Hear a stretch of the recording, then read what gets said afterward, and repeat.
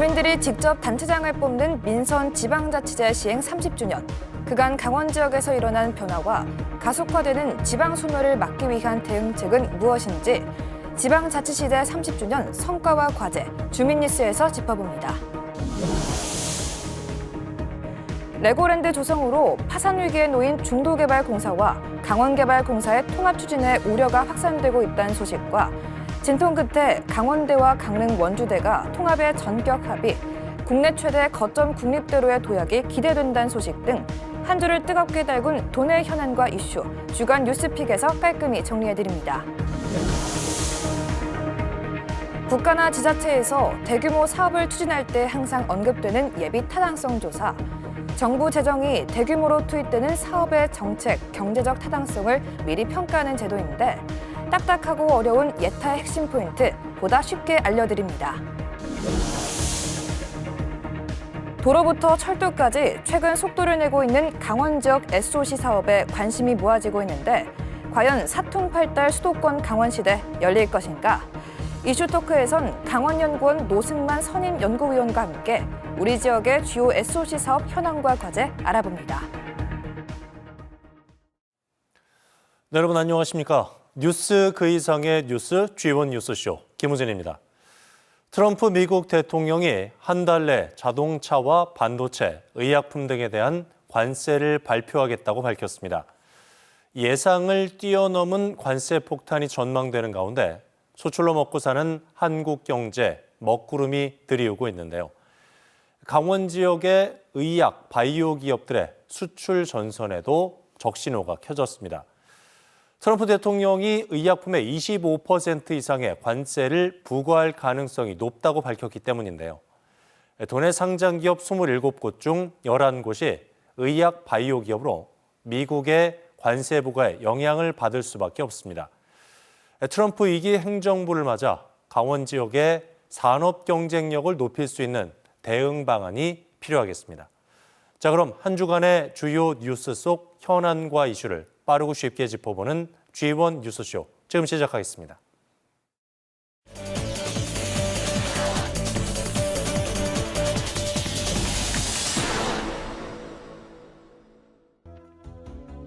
지방자치의 시작은 지난 1995년 6월 27일 실시된 제1회 전국 동시 지방선거였습니다. 주민들이 직접 도지사와 시장, 군수, 지방의원까지 선출하면서 실질적인 자치권을 확보한 겁니다. 30년 전 강원자치도는 춘천시와 춘천군이 통합하는 등 8개 시군이 4개 시로 합쳐지면서 지금의 18개 시군으로 출범했습니다. 강원도 인구는 지방자치가 시작된 1995년 153만 명에서 현재 151만 7,700여 명으로 10,000명 이상 줄어든 상황. 30년 전부터 지금까지 줄곧 도내에선 원주시 인구가 가장 많고 양구군이 가장 적습니다. 강원도청 예산도 지방자치 시작 이후 30년간 10배 가까이 껑충 뛰었습니다. 도청 세출 예산은 1995년 7,414억 원에서 올해 7조 8,058억 원으로 증가폭이 10배에 달합니다. 그만큼 강원도의 재정 규모와 권한 모두 강화됐다는 얘기입니다.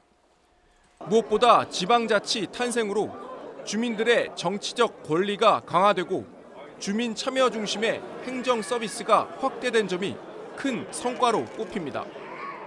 지방행정의 주요 고객이 됐고 또 관과 같이 협력하는 관민 파트너가 됐고 이렇게 해서 지역의 주인이 되기 시작했다는 것이 첫 번째 성과고요.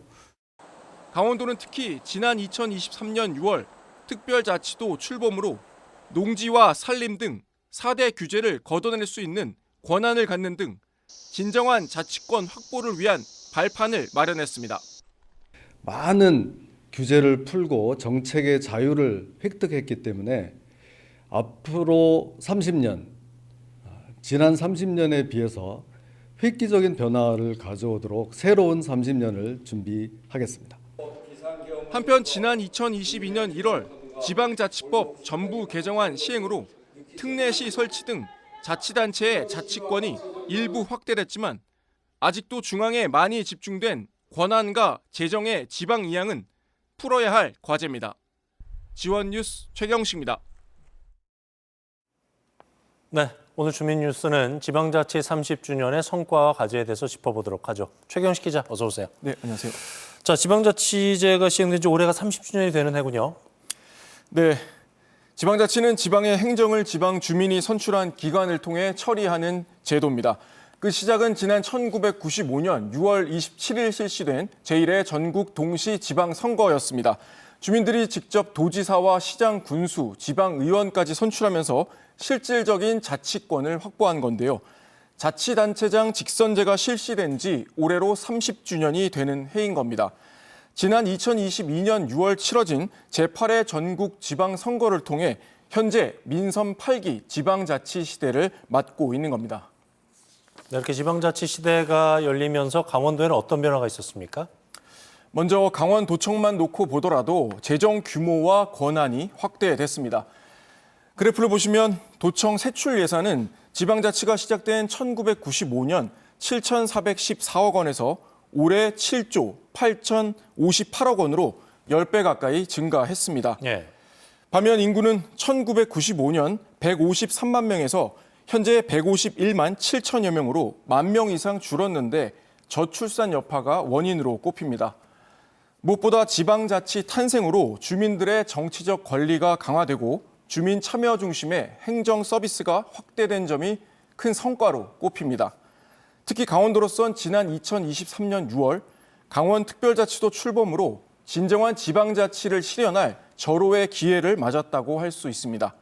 현재까지 강원특별법 2차 개정으로 농지와 산림, 국방과 환경 등 4대 규제를 걷어낼 수 있는 권한과 교육 분야의 특례도 갖췄습니다. 지방의회도 여러 가지 변화가 많았을 것 같은데 이 도의회는 얼마만큼 성장을 했습니까? 네, 도의원의 주요 역할은 지역 주민의 생활 향상을 위한 정책을 수립하는 겁니다. 도중에 대한 감시와 견제는 물론 조례 제정과 개정, 예산 심의와 의결권도 갖고 있는데요.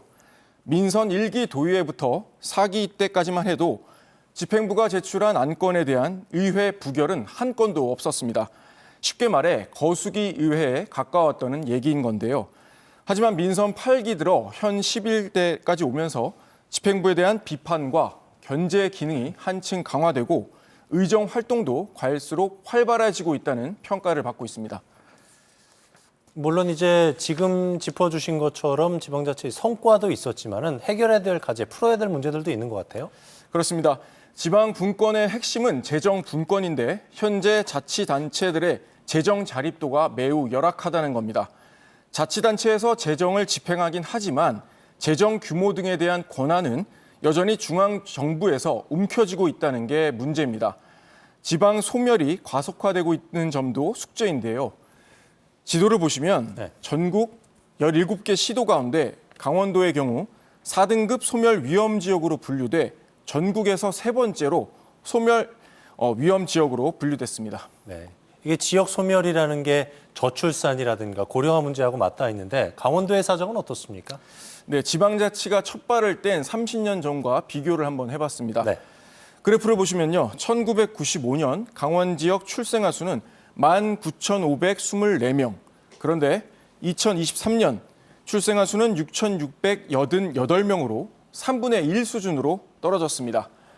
또 여성 1명이 가임 기간에 낳을 것으로 예상되는 평균 자녀 수죠. 2023년 0.893명으로 반토막이 났습니다. 아이를 낳지 않으니까 노인 인구 비율이 높아질 수밖에 없는 겁니다. 저출산 문제가 이제 갈수록 심각해지고 있는데 화천군의 출산 정책은 효과를 보고 있다고요? 어떤 얘기예요?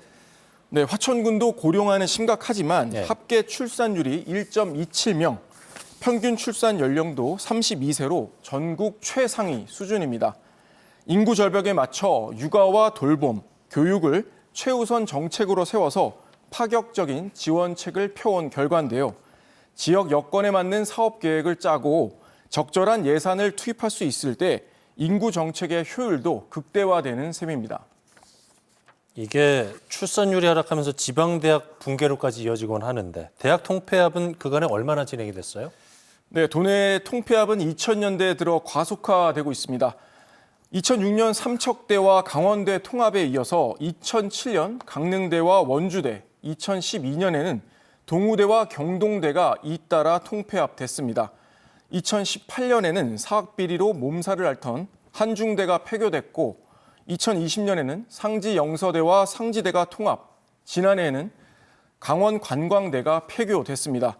현재는 강원대와 강릉 원주대가 내년이죠. 메머드급 국가 거점 국립대로의 대통합을 추진하고 있어서 관심이 모아지고 있습니다. 지방자치가 출범한 지 30년 됐지만 해결해야 될 과제들이 많군요. 강원도 입장에서는 특별자치도의 권한을 잘 활용해야 되겠어요? 맞습니다. 강원도가 입법 발의한 강원특별법 3차 개정안이 현재 국회에 계류 중에 있는데요. 강원특별법을 활용한 강원도의 지방자치 활성화 전략과 앞으로의 과제는 잠시 후 지원 8시 뉴스에서 전해드리도록 하겠습니다. 네, 지금까지 주민뉴스 최경식 기자와 함께 얘기 나눴습니다. 잘 들었습니다.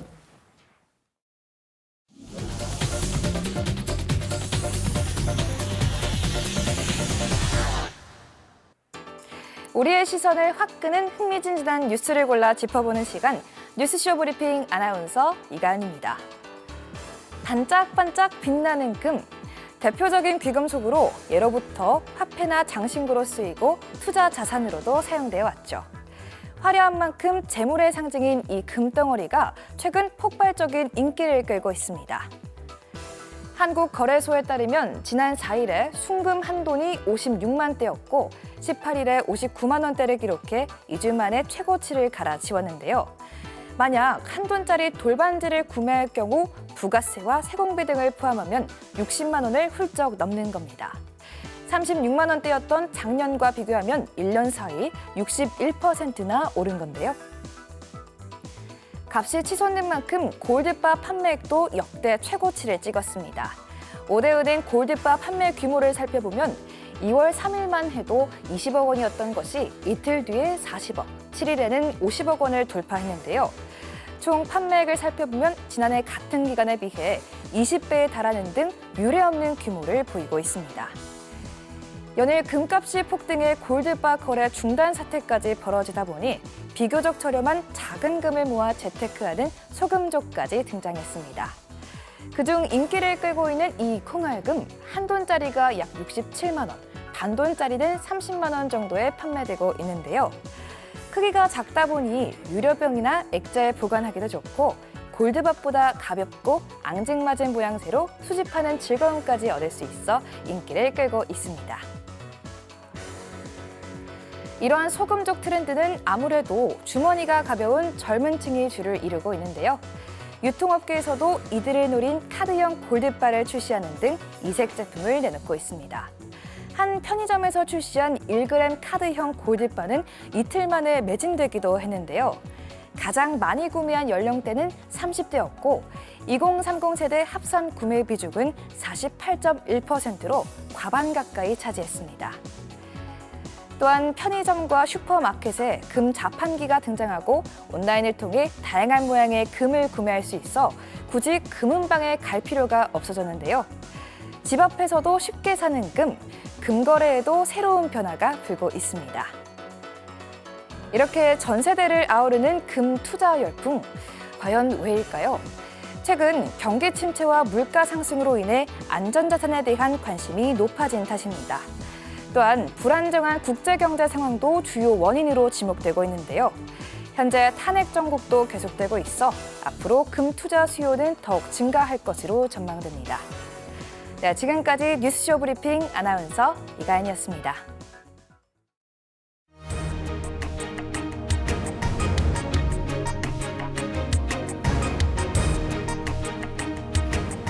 네, 한 주간 뉴스 가운데 가장 뜨거운 이슈와 현안을 골라 정리해드리는 주간 뉴스픽 시간입니다. 오늘도 지원방송 보도국의 홍서표 보도국장과 얘기 나눠보죠. 어서 오십시오. 네, 안녕하세요. 오늘 첫 번째 뉴스 어떤 뉴스입니까? 네, 오늘 첫 번째 뉴스는 강계공, 중계공 통합 우려도 여전하다는 뉴스입니다. 네, 강원도가 레고랜드 사업을 추진하다 파산 위기에 놓인 강원중도개발공사를 강원개발공사 통합하는 것을 검토 중인데 우려의 목소리가 높다고 해요. 왜 그런 거죠? 네, 일단 외형적으로만 보면 이 두 공기업 모두 지금 부채가 많기 때문에 부채가 많은 기업을 합치면 오히려 더 부채로 위험해지고 그로 인한 여러 가지 부작용들이 일어날 수 있다라는 우려인데요.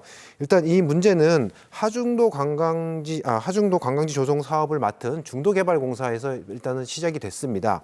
이 수년간 여러 가지 문제들이 발생을 했는데 중도개발공사의 성격 자체를 한 번에 여기서 짧게 설명을 다 드릴 수는 없는데 이 하중도 개발공사 자체가 그 도유지가 있는 하중도 땅을 부지를 개발을 해서 기반을 조성하고 그걸 기반 조성된 땅을 팔아서 투자비를 회수하는 그런 구조의 사업이었거든요. 그런데 사업 과정에서 문화재가 발굴이 되고 또 사업 기간이 늘어지고 부동산 시장이 침체되면서 토지는 팔리지 않고 이러면서 이제 금융 부담 등이 막 눈덩이처럼 늘어나서 현재 이 중도개발공사가 부채가 엄청나게 많이 늘어난 상태거든요. 물론 여기에 레고랜드 조성 과정의 문제는 제외하고도 그런 겁니다. 그래서 여기에서 진행됐던 문제들로 인해서 현재 중도개발공사의 재무 상태는 대출이 270억, 중도금 반환 543억, 그다음에 소송 패소로 인한 비용이 47억, 여기에 잠재적 부채까지 하면 강원자치도가 발표한 자료를 보면 부채만 현재 1,030억 원이 넘고요. 또 여기에 유적박물관 조성해야 되는 비용, 그리고 앞으로의 공사 운영비 이런 것들 등등을 하면 오는 27년까지 필요한 돈이 1,800억 원입니다. 그러니까 이 돈을 부채를 갚을 방법도 또 이 필요한 병비들 돈을 구할 방법도 현재로서는 중도개발공사에는 없다. 그러니까 이 상태로라면 파산이 분명한 것이고 그래서 강원자치도가 파산할 경우에 발생하는 피해 규모가 한 4천억이 넘을 것으로 추산을 했고 또 개발해 놓은 땅도 어떻게 될지 모르는 여러 가지 송사에 휘말릴 수 있기 때문에 그래서 이제 대책을 찾은 것이 바로 강원개발공사와의 통합입니다. 이제 강원개발공사는 어쨌든 그 강원도 제일 큰 공기업으로서 부동산 그 개발의 전문성을 가지고 있거든요. 근데 이 통합을 두고 이제 시민사회단체나 곳곳에서 여러 걱정하는 시선들이 많은 건데 통합을 하더라도 이제 강원자치도가 중도개발공사를 대신해서 갚아준 2,050억 채무가 있거든요. 그것은 강원자치도가 떠안아야 되고 또 추가적으로 한 500억 정도를 더 출자를 해서 강원개발공사로 넘겨줘야 중도개발공사가 단 몇 푼이라도 흑자 상태로 넘기게 되거든요. 근데 이런 부분들이 도의회 일부나 다음에 시민사회단체나 진보 정당에서는 강원도의 대책이 올바르지 않다라고 보고 있는 것이고요. 그 이유로는 파산 시 추정 금액과 통합 시 필요한 파산 시 추정 금액은 최대로, 통합 시 추정 필요 금액은 최소로 계산했다. 이런 이런 시선이 있는 것이고 또 강원자치도의 무능력으로 인해서 도민과 의회를 기만을 했기 때문에 안 된다. 이렇게 통합하는 것은 동의할 수 없다. 그리고 강원자치도에 지금까지 이 하중도 개발 사업에 대한 진정한 사과도 없었다. 이런 이유 등등으로 반대를 하면서 어쨌든 수사 감사를 예고한 상태입니다. 네. 네. 출자 얘기 잠깐 해주셨는데 출자하려면 도의회 동의 있어야 되잖아요. 근데 네네네. 도의회 내에서도 지금 질타가 굉장히 쏟아지고 있는 상황인데 네. 이것에 대해서 강원도 입장은 어때요? 일단 강원도는 통합 이외에는 앞서서 말씀드렸지만 통합을 하지 않으면 오히려 강원도의 피해가 더 크고 통합을 하면 피해가 적다. 그러니까 통합을 하지 않으면 오히려 배임이기 때문에 강원도로서는 선택의 여지가 없고 통합을 해야 된다라는 입장입니다. 이거 김진태 지사도 계속 이 부분을 지금 강조하고 있는 것이고요. 그래서 지금 강원자치도는 도의회든 시민사회단체든 진보 정당들이든 어디서든지 간에 이 통합보다 더 좋은 대안을 제시를 하면 검토하고 그 안이 더 통합보다 효과적이라면 받아들이겠다는 입장을 견지하고 있습니다. 네. 과연 어떤 것이 도민을 위한 선택일까요? 충분히 검토를 해서 현실적인 대안을 좀 마련을 해야 될 것 같습니다. 다음 뉴스 어떤 뉴스입니까? 네, 두 번째 뉴스픽은 두 번째도 통합 얘기인데요. 강원대, 강릉, 원주대 통합입니다. 네, 내년 3월에 통합 앞두고 예산 등 여러 가지 문제 때문에 이견을 보였었는데 강원대하고 강릉, 원주대가 결국은 통합에 최종적으로 합의를 했네요. 맞습니다. 양 대학은 지난 2023년 통합을 전제로 교육부에 글로컬 대학 3.0 사업에 선정이 됐습니다. 그러니까 통합을 진행을 시켜야 됐는데요. 그 선정된 이후에 이 사업 프로세스에 따라서 빨리 통합계획안을 만들고 협의를 하고 나갔어야 되는데 이게 좀 늦어지면서 교육부가 빨리 통합안을 제출하지 않으면 페널티를 주겠다라고 최근에 이제 양 대학의 교육부의 입장을 알렸고요. 그래서 지난 주말 통합의 의견을 보인 두 대학이 대표자들이 만나서 통합에 대한 합의안을 도출을 한 것입니다. 일단 가장 이견이었던 게 통합을 앞두고 예산이나 인력을 어떻게 조정할 것이냐 뭐 이런 부분들이었는데 그런 부분들에 대해서 어느 정도 합의를 했다는 것이고요. 그래서 계획대로 만약에 이게 통합이 되면 내년 3월 통합 강원대가 출범을 하게 됩니다. 그렇게 되면 학생 수는 한 3만 명, 교수 진도 한 1,400여 명, 그러니까 국내에서는 가장 큰 규모의 국립 거점 대학이 탄생한다 이렇게 볼 수 있겠습니다. 덩치가 이제 굉장히 커지는 건데 그렇다면은 통합 강원대 캠퍼스 어떻게 운영이 됩니까? 네, 일단 통합대학의 명칭은 강원대학교고요. 강원대학교 총장이 통합대학의 총장을 맡게 됩니다. 그리고 지금 캠퍼스가 4군데로 나눠져 있는데요. 춘천, 원주, 강릉, 삼척. 이 각 4개 지역마다 부총장급의 캠퍼스 총장을 두게 되고요. 그리고 각 그 캠퍼스마다 대학 혁신 전략실이란 것을 두어서 자율적인 운영과 특성화에 집중하도록 할 계획입니다. 이 특성화의 방향도 어느 정도 정해졌는데요. 캠퍼스 별로 보면 춘천은 교육 연구 거점, 강릉은 지학연 협력, 그다음에 삼척은 지산학 협력, 원주는 산학 협력으로 특성화하는 것으로 방향을 잡았습니다. 또 통합에 따른 정부 지원 예산이 한 1,500억 정도 예상이 돼서 정부의 재정에도 좀 도움이 될 것으로 기대하고 있습니다. 네. 모쪼록 통합대학이 국립대학의 어떤 혁신 모델로 우뚝 서길 기대하겠습니다. 지금까지 주간 뉴스픽 홍서표 보도국장과 얘기 나눠봤습니다. 잘 들었어요? 네, 감사합니다.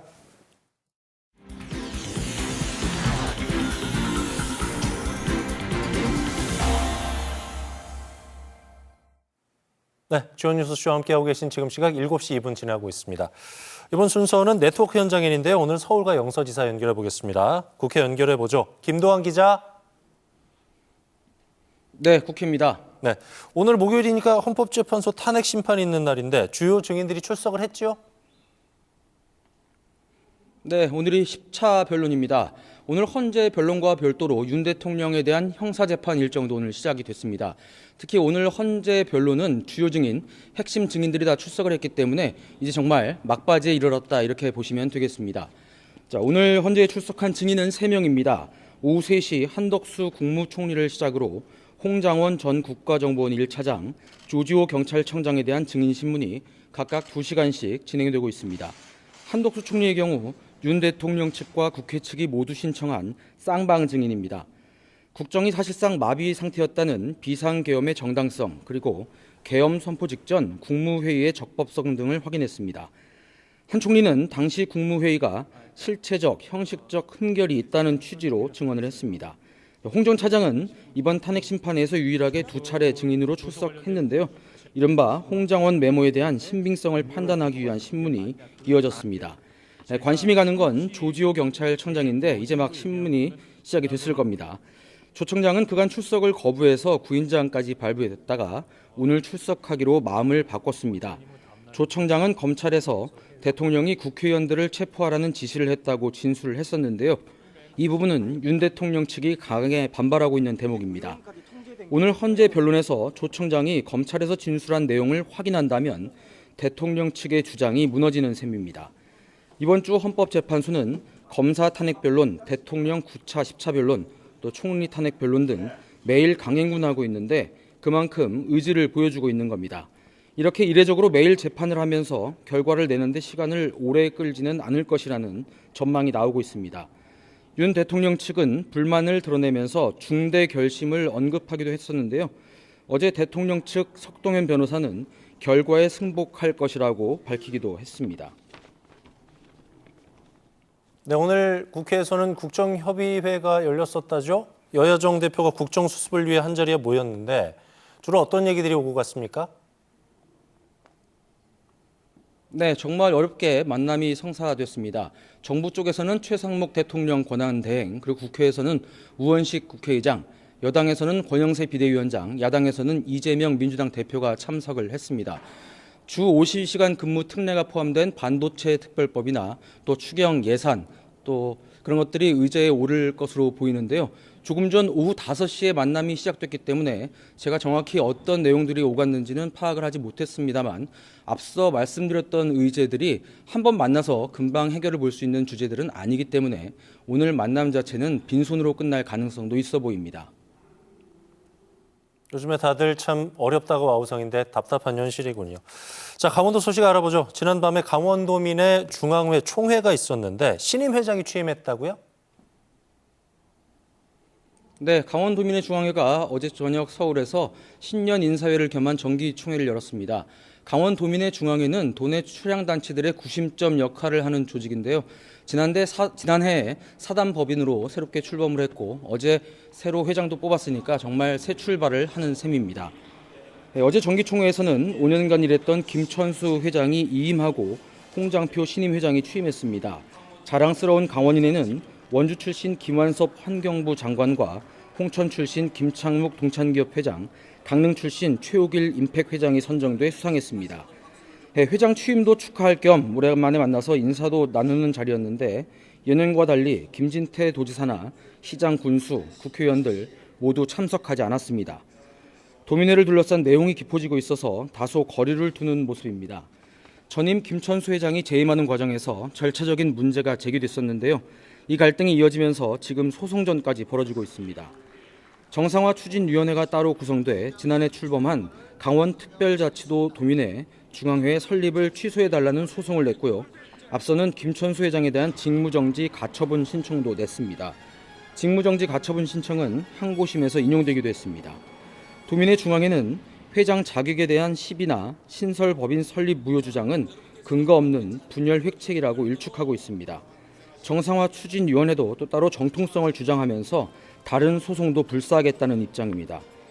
강원도 입장이 애매해졌는데 일단 강원도는 도민회 중앙회의 법적 지위가 안정될 때까지 도민회 중앙회를 통해서 추진했던 출향 도민 관련 사업을 당분간 직접 맡아 할 계획입니다. 도민회가 강원도민들의 화합과 결속을 위한 조직인데 이런 내용을 보는 시각이 고울 수가 없겠죠. 빨리 수습해야 할 문제입니다. 지금까지 국회에서 전해드렸습니다. 네, 김동환 기자 잘 들었습니다. 영서지사 이번엔 연결해 볼게요. 윤수진 기자. 네, 영서지사입니다. 원주의 한 고등학교에서 성적 유출 사고가 터졌다고요. 고등학생에게 굉장히 민감한 정보들인데 이게 어떻게 된 일입니까? 네, 유출된 건 이제 고3에 진학하는 학생들의 내신 성적 총점입니다. 교사의 실수로 학급 단체 메신저에 문서가 배포됐습니다. 원주의 한 고등학교에서 성적 유출이 발생한 건 지난 12일입니다. 담임교사는 개학을 앞두고 학생들 반편성 확인용 자료를 올린 거였는데 원래 비공개 처리돼야 했을 내신 성적까지 실수로 같이 공개된 겁니다. 문서는 한창 성적에 예민한 예비 고3 학생들 사이에 퍼져나갔고 학교는 유출 다음 날 가정통신문을 통해 학부모에게 사과했습니다. 책임감 많이 느끼고 있고요. 문서 같은 경우는 암호화나 이런 부분도 같이 다 해서 우리 교내에서 같이 유통되는 학생 자료는 그런 부분까지 고민 다 처리할 계획입니다. 심지어 이 학교에선 지난해 이맘때에도 전례가 있었습니다.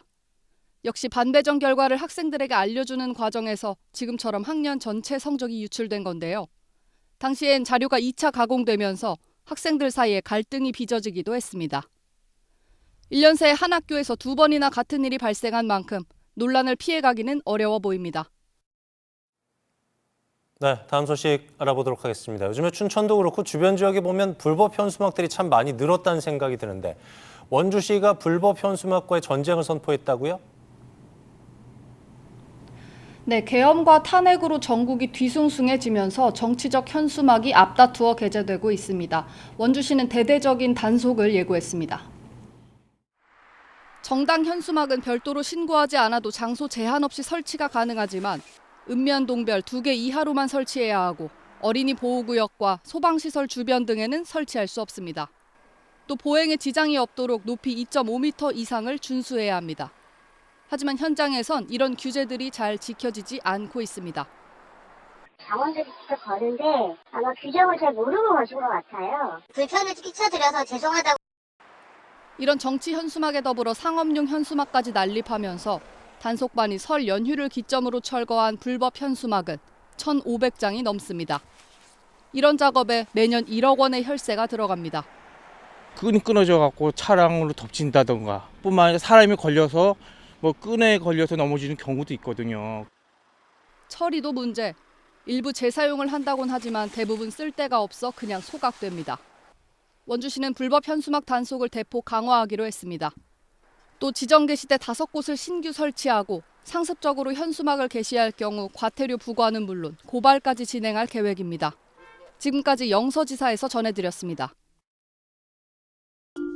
정부가 대형 사업을 추진하기 전에 꼭 거쳐야 하는 시험대, 바로 예비 타당성 조사, 줄여서 예타라고 하죠. 그런데 말입니다. GTX 노선 확대, 신공항 건설 등 많게는 수조 원씩 들어가는 정부의 대형 사업들이 즐비한데 한정된 국가 예산으로 어떤 사업을 어떤 기준으로 하게 되는 걸까요?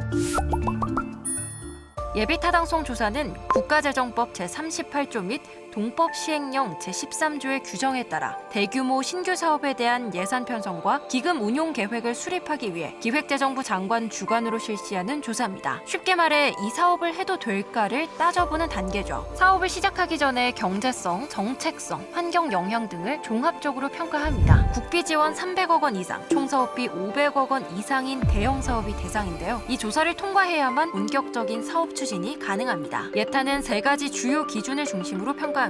첫째, 경제성. 우리가 투자하는 돈에 비해 얼마나 이득을 얻을 수 있는지가 핵심입니다. 예를 들어 100억 원을 투자했을 때 얻을 수 있는 경제적 이득이 200억 원이라면 이 사업은 경제적으로 실행할 만하다는 거죠. 여기서 중요한 점, 뉴스에서 BC라고 들어보셨을 텐데요. 비용 대비 편익으로 BC가 1에 가깝거나 그 이상이 되면 사업 경제성이 충분하다고 볼 수 있죠. 둘째, 재정 건전성입니다. 정부가 사업을 추진할 수 있는 예산이 충분한지, 너무 과도한 재정 부담을 초래하진 않는지 평가하죠. 우리나라 재정 상황을 고려한 실현 가능성을 체크하는 겁니다. 셋째, 사회적 필요성. 이 사업이 정말 필요한 것인지, 지역 균형 발전에 도움이 될지, 아니면 환경에 미치는 영향은 어떤지 살펴보는 단계입니다. 경제적 이득뿐만 아니라 사회적인 가치도 중요한 포인트죠. 이 3가지 기준을 바탕으로 환경 영향, 기술성 등을 고려해 예타가 진행되는데 수요에 따라 결정되다 보니 수요가 상대적으로 적은 강원도는 통과하기가 여간 어려운 게 아닙니다. 그래서 지역 균형 발전이나 이용하는 관광객을 예타 수치에 적용해야 한다는 논리로 접근하죠. 예타가 통과됐다고 해서 모든 게 끝나는 건 아닙니다. 이후에도 정부의 예산 승인, 설계, 토지 매입 등 여러 가지 과정들이 남아있기 때문에 매 단계에서 철저한 검토가 필요하죠. 하지만 이 과정에서 문제가 생기면 사업이 중단되기도 합니다. 그렇다면 예타를 통과하고도 사업이 무산되는 경우는 언제일까요? 대표적인 사례는 다음과 같습니다.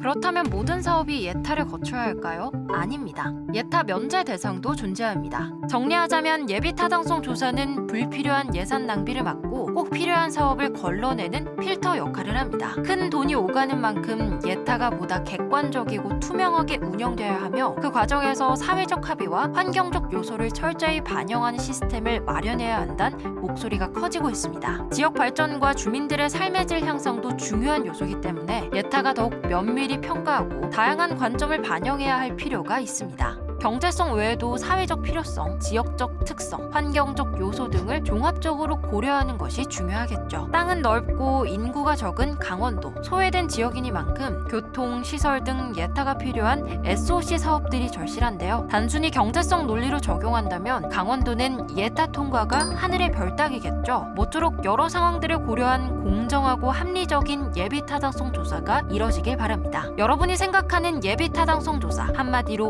예타, 어떻게 보시나요? 네, 계속해서 이슈 토크 시간입니다. 오늘은 현재 강원 지역의 주요 SOC 사업은 어디까지 추진이 됐고 풀어야 할 과제는 무엇인지 강원연구원 노승만 선임연구위원과 함께 얘기 나눠보도록 하겠습니다. 안녕하십니까? 네, 안녕하세요. 자, 먼저 지난달에 예타 통과했죠? 영월 삼척 고속도로 사업부터 얘기를 나눠보겠습니다. 총 사업비가 5조 6,117억 원, 강원 역사상 최대 규모 SOC 사업인데 의미가 큰 것 같습니다. 네, 우리가 강원도가 SOC 사업의 목표를 과거 30년 전에 혹시 들어보셨을 겁니다. 우물정자형 교통망 구축. 그러다가 시간이 지나면서 동서축 4개 축 그리고 남북축 3개 축으로 하는 3x4의 그 격자역 교통망 구축으로 목표를 정했었습니다. 지금 와서 생각해 보면 접경지역 축과 백두대간 축을 제외하면 지금 이 영월 삼척간 구간이 마지막 퍼즐인 것 같아요. 그거에. 그러니까 이게 평택에서부터 제천까지 온 게 2014년에 완공이 됐으니까 지금 10년 동안 아무것도 안 하고 있다가 이제 영월에서 삼척까지 추진한 거거든요. 예. 근데 앞으로 이게 이제 10년 후에 2035년에 준공 목표를 했으니까 10년 동안 기다렸다가 앞으로 10년을 다시 계획해서 준공을 해야 된다는 이런 과제를 가지고 있는 것 같습니다. 네. 강원도 입장에서는 이제 사업에 속도를 내겠다는 입장인데, 그렇죠. 박사님 보시기에 해결해야 될 과제들 어떤 게 있다고 보세요? 예, 이게 지금 10년 동안 5조 6천억을 들여서 완공하겠다고 발표를 했습니다. 예. 그러니까 연간 따져보면은 연간 8천억씩 들어가야 되는데 우리나라 대규모 국책사업치고 연간 8천억이 들어간 사례가 없습니다. 그러니까 우리 강원도 입장에서는 이제 계획 기간 내에 준공될 수 있도록 예산과 기간 확보를 위해서 노력을 해야 되겠죠. 그리고 지금 이게 예비 타당성 조사를 이제 통과한 겁니다. 그것도 역사 이래 없는 0.27 수준으로 통과를 했어요. 그러니까 본 타당성에서 또 어떻게 될지 모르니까 그거를 지키기 위한 노력도 강원도가 조금 더 지켜보면서 해야 될 그런 상황인 것 같습니다. 예. 속초고성 고속도로 사업 같은 경우에는 현재 어디까지 진행이 됐고 어떻게 전망을 하고 계세요, 지금? 네, 이게 속초까지 영동고속도로가 오고 나서 지금 이것도 한 20년 정도 지금 기다리고 있는 건데 요게 한 40km 정도 구간이거든요. 한 2조 원 정도가 들고 이 사업을 들여다보면 좀 기가 막힙니다. 98년에 기본 설계를 이미 완성을 했어요. 그리고 우리가 생각하는 그 타당성이 0.6으로 나왔습니다. 근데 27년째 지금 답보 상태에 있는 거예요. 근데 이것도 보면 22년에 벌써 우리가 2차 고속도로 건설 계획에서 반영을 했습니다. 그리고 23년 바로 이어서 국토부에서 사전 타당성 조사를 완성을 했어요. 그럼 바로 시작을 해야 되는데 이걸 또 기다리고 있다가 지금 예타 대상 사업에 선정을 되느냐 안 되는가 가지고 다시 또 원론적인 얘기를 하고 있거든요. 근데 이거는 강원도에서 너무 조급하게 생각하지 않아도 될 것이 이제 해당 지역에서는 조급할 텐데 이것은 남북 관계가 진전되면은 또 이런 과정을 거치지 않고 바로 진행될 수 있는 과정이라서 우리가 예타를 보면서 한편으로는 남북 관계 개선도 좀 지켜봐야 되는 그런 노선이라고 할 수가 있습니다. 네. 포천 천원 고속도로 역시도 이제 지역 발전을 위해서는 꼭 이루어야 될 사업인데 어디까지 와 있습니까, 지금? 이것도 수서에서 포천까지 와 있고 포천에서 철원까지 한 40km 정도 되는 구간인데 중단되어 있는데 요것도 한 2조 정도가 들어가는 사업입니다. 근데 이게 예타를 높이기 위해서 단계별로 추진하는 전략이 있어요. 그러니까 끊어서 가니까 사업비가 조금 적게 드는 거고 수요는 그만큼 유지가 되는 거죠. 이 사례는 사실은 우리가 조금 전에 얘기했던 제천에서 영월, 그다음에 영월에서 다시 삼척까지 끊어서 가는 요 전략을 구상하는 겁니다. 이것도 역시 타당성을 높이기 위한 건데 이거 최초의 사례가 인제 31번 국도에서 인제 IC에서 인제 우까지 연결하는 이거에서 타당성이 안 나오니까 이걸 구간을 잘라서 했던 전략이 있어서 아마 여기 철원에서도 요 전략을 가지고 가는 그런 구상을 하고 있는 것 같습니다. 예. 강원도가 최근에 이들 사업 포함해서 이제 34조 규모의 12개 도로 분야 사업을 추진하겠다 이렇게 밝혔어요. 제천 영월 고속도로, 제2경춘국도도 있고요. 서면대교, 행정 절차가 마무리돼서 연내 착공 예정인데 예산이 부족해서 예산 증액이 필요하다고요? 네, 올해 국토부 SOC 예산이 한 20조 정도 됩니다. 그러니까 예산을 여기저기다 넉넉하게 쓸 수 없는 상황이라서 이 사업들에 대해서 이게 공사비가 증액되면서 예타만 2번을 한 사업입니다. 그러니까 2개 다 사실은 약간 불안한 거죠. 이 2개 사업이 다 2조 정도가 들어가는 사업인데 이 제천 영월 고속도로만 보더라도 설계비가 한 100억 정도가 책정이 돼 있는데 이거 가지고는 안 된다는 걸 뻔히 알거든요, 전문가들은. 그래서 네. 강원도에서 설계비로 요거를 100억 정도를 더 증액을 요구한 상태이고 그다음에 제2경춘국도 같은 경우도 이건 이제 공사비로 한 250억 정도 지금 책정을 했는데 그것도 부족하다 하니까 그 이상의 한 250억 정도를 추가로 예산을 증액을 요청한 상태인데 지금 사실은 정부가 긴축 재정이다 보니까 이것도 녹록치 않은 상황인데 좀 더 노력해야 되는 그런 노선인 것 같습니다. 네. 자, 도로 살펴봤으니까 이제 철도도 좀 살펴보도록 하죠. 올해 1월 1일에 동해선 전 구간이 개통이 되면서 이제 지역 발전에 대한 기대감이 상당히 높은 상황입니다. 포항 삼척 동해 중부선 구간이 새로 개통을 했고 부산 강릉 간 열차가 하루에 이제 4번 완복으로 이제 운행이 되는데 이게 주말하고 공휴일은 뭐 당연한 거고 평일에도 표 구하기가 굉장히 어렵다. 매진이 될 정도라고 하는데 부산에서 강릉까지 걸리는 시간이 4시간 50분이에요. 이게 시간이 좀 오래 걸리다 보니까 이 부분에 대한 아쉬움도 있는 것 같아요. 네, 이게 당초에는 KTX급으로 계획이 되고 추진이 됐습니다. 그렇죠. 근데 마지막에 어떤 이유로 이게 변경이 됐는지 모르겠는데 뭐 사실은 공표된 거는 안전상 조기의 안전을 위해서 일단 ITS급으로 추진을 해보자 이렇게 선언을 해서 그러니까 이제 150km로 시속 150km로 가다 보니까 우리 영동 지역 주민들은 15년을 기다렸고 그다음에 3조 4천억 정도라는 예산을 들였는데 5시간이 걸리니까 좀 안타까운 이런 상황이 된 것이죠. 그래도 지난 한 달의 실적을 보면은 70만 명을 이용했다고 나와 있습니다. 그러니까 이게 내년에는 이제 KTX급인 260km 정도가 운행이 된다 그렇다면 2시간 20분 정도가 걸리니까 지금 5시간 걸렸을 때 70만 명이 한 달간 70만 명이 이용했으면 2시간대로 줄어들면은 영동권이 그때 가서 이제 동해안에서 그 경상도 사투리가 들리는 그 시대가 오지 않을까 이렇게 기대를 하고 있겠죠. 네, 요즘 춘천에서 이제 홍천 거쳐서 원주까지 가는 춘천 원주선도 관심이 집중되고 있어요. 네, 이게 우리 강원도 입장에서는 사실은 춘천과 강릉을 어떻게 해서든지 연계를 시켜야지 우리 정부에서 추진하는 광역화의 공모에도 막 응모할 수 있고 이렇거든요. 그리고 이 춘천하고 원주는 우리나라 국토가 수도권 집중으로 돼 있다 보니까 강원도 전역으로 수도권의 효과를 확산하기 위한 관문이자 마중물 역할을 하는 게 바로 춘천과 원주입니다. 그러니까 춘천과 원주를 연결을 해서 광역화를 하고 또 하나가 춘천과 원주가 연결이 되면 지금 이제 통일 시대의 남북의 물류축을 연결하는 게 수도권을 거쳐갈 수가 없습니다. 포화 상태이기 때문에 그 축을 우회할 수 있는 축이 바로 춘천 원주축이거든요. 그렇게 된다면 춘천 원주선을 이용해서 춘천에서 원주를 거쳐서 중앙선을 이용하면 부산까지 갈 수 있는 것이고 거꾸로 원주에서 춘천을 거쳐서 철원으로 가면 이제 북쪽으로 연결하는 물류축이 구성이 되기 때문에 과거에는 4차 철도망 계획에서 장기 검토 노선으로 설정을 해놨던 구간입니다. 근데 강원도 입장에서는 춘천 원주 측이 그 정도로 중요하고 또 국가 입장에서 보면은 통일을 대비한다 그러면 물류 수도권 우회 축으로서 춘천 원주 측이 중요하기 때문에 그 과거보다는 더 그 중요성이 대두되고 있는 상황에서 강원도 입장에서는 강력히 주장해야 되는 5차 철도망 계획에 반영해야 되는 그런 상황인 것이죠. 네.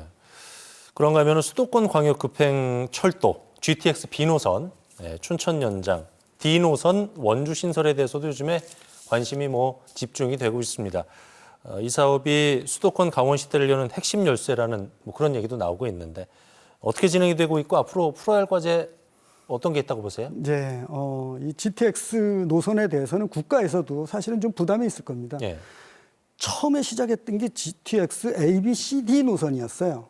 그러다가 EFG까지 확대가 됐습니다.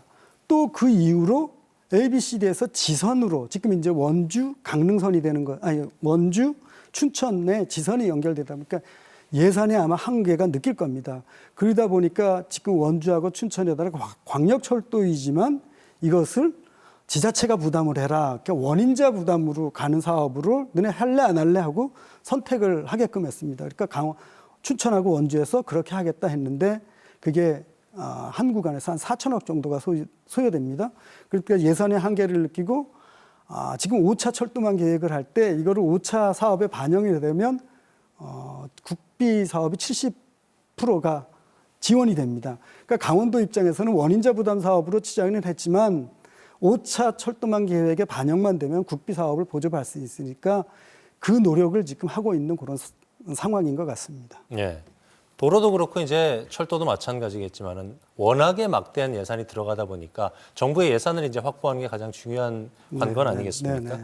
면적이 하지만 넓고 또 인구가 적은 우리 강원도 특성상 경제성 논리는 SOC 확충하기에는 좀 굉장히 어려운 이런 상황들을 매번 맞닥뜨리게 되는데 그렇다면 뭐 가만히 있을 수는 없잖아요. 앞으로 우리 강원도는 어떤 식으로 좀 전략을 짜야 될까요? 네, 조금 전에도 예타 사업에 대한 설명을 좀 했었는데요. 네. 강원도가 과거에는 그 우리나라 정부가 경제성을 가지고 판단하기에는 그때는 괜찮았습니다. 근데 이제는 경제성을 판단하는 사업들은 이미 다 완공이 됐습니다. 이제는 수도권을 제외한 수도권의 국토축의 외곽에 있는 데만 그렇게 안 되고 있거든요. 원칙적으로는 지방 정부가 타당성을 높이려는 논리를 개발해야 되지만 현실적으로 접근해 보면은 이게 정치력에 더 좌우되는 사업이 많습니다. 어떤 정부에서는 이게 0.2가 나왔는데 정부가 바뀌면 0.9가 나오고 1.5가 나오는 사업들이 너무 많습니다. 이게 이제 경제성 판단 플러스 정성적인 판단이라고 있는데 이제는 정성적인 판단의 비중이 더 높아지고 있는 상황이 돼버렸어요. 그러다 보니까 결국에는 경제성보다는 정치성이다 이런 말이 전문가들 사이에서 나오니까 우리 강원도도 국회의원분들이 조금 더 노력해주는 이런 기회가 지금부터 돼야 된다고 판단이 됩니다. 네, 말씀 여기까지 듣죠. 강원연구원 노승만 박사와 함께 얘기 나눠봤습니다. 오늘 말씀 잘 들었습니다. 네. 네, 뉴스 그 이상의 뉴스 주연 뉴스쇼 저희가 준비한 소식 여기까지입니다. 편안한 정시간 보내십시오. 고맙습니다.